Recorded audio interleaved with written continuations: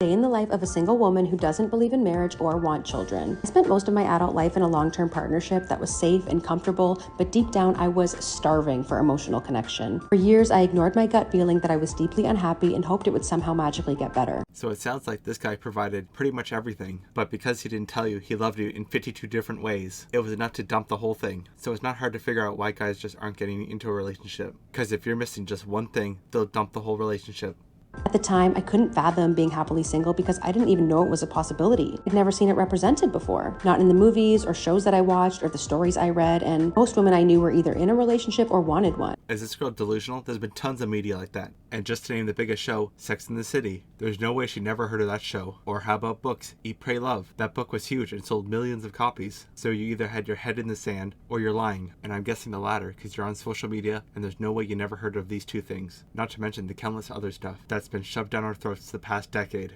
Leaving was incredibly scary, but there was not a single morsel of regret once I finally ripped the band-aid off. Now I wake up every single day with immense gratitude that I'm no longer desperately trying to force an intimate connection with someone who can't reciprocate. Doesn't mean that I don't want to be in a partnership ever again, but I have zero desire to have children, so I'm comfortable waiting it out. In the current political and economic climate, there is no guarantee that I can successfully raise a child with the life of abundance they deserve, and I'm enjoying spending my hard-earned money on me. That time never existed. Do you really think most parents were worried about the political or economics? I bet most didn't, and they just had kids. But that statement you gave really gave us the insight of what most women think. She said there's no guarantee that I can successfully raise a kid. You know you're supposed to have a man there too, and there's no wonder women don't want to have kids. It's already been implanted in their head that they will be doing this alone. And if they don't have the abundance of money to do it themselves, aka child support, then they just won't do it because they really just want to spend the money on themselves. And if that kid takes away from it, then they just won't have it.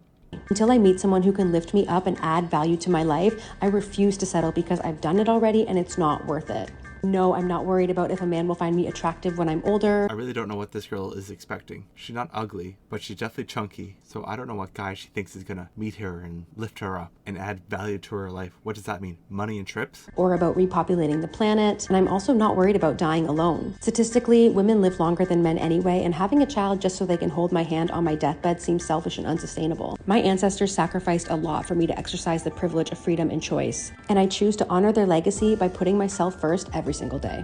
This is basically your average 30-year-old coping single woman who's pretending to be fine, but is really seething that she can't keep a relationship and throwing out all these copium statements like, I don't want kids, I don't care if these guys don't find me attractive, I don't care about dying alone. These are all things that keep her up at night. Videos like these only serve to help keep the delusion going a bit longer. And what I find really funny about this whole video is she thinks her ancestors sacrificed a lot for her, and the way she chooses to honor this legacy is by ending it. And with comments like this, it really makes me wonder if we can talk to these people and let them know in 2 generations that you're gonna have some hoe come along and think that you did all that sacrificing for her so she can put herself first. And really this just shows what they want you to be, a slave. And if you're not there sacrificing everything, giving everything you got to her, or you slip up on anything, you're out. Because the men before us provided us all with a false sense of security, giving women the idea that they can do this themselves, when all the real jobs that keep this going are done by men.